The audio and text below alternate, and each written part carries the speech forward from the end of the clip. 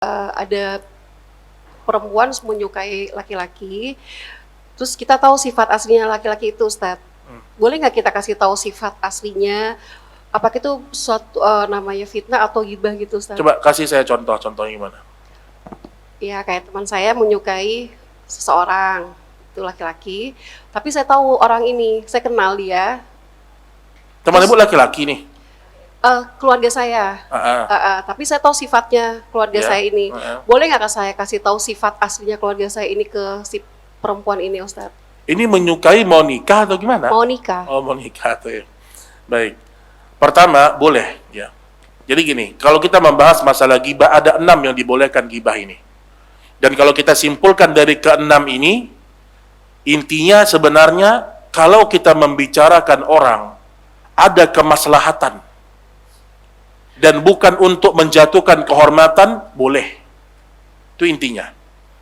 Jadi kalau ibu menjelaskan tentang asli sifat dia, oh hati-hati sama dia, misalnya begitu ya. Jangan terpengaruh, jangan ini, itu boleh. Ya, itu boleh. Sama seperti misalnya, itu termasuk pada kaedah gibah yang dibolehkan. Kita boleh menyebutkan nama seseorang agar orang lain tidak kena kejahatannya. Misalnya ada orang datang ke saya, Ustadz, pinjam 10 juta Ustadz. Terus saya awalnya mungkin, oh ya ntar anak kirimkan ke antum, udah janji tuh.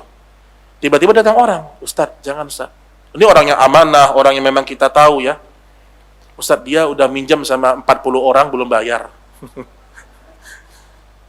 Disebutin namanya boleh. Karena tujuan orang ini bukan untuk menjatuhkan kehormatan, bukan. Untuk menyelamatkan saya, itu boleh. Kayak tadi juga, ada calon misalnya lah ingin menikah, ternyata kita tahu nih, ternyata dia nih bukan orang baik sebenarnya, kita omongin, boleh, bahkan harus kita membicarakan itu.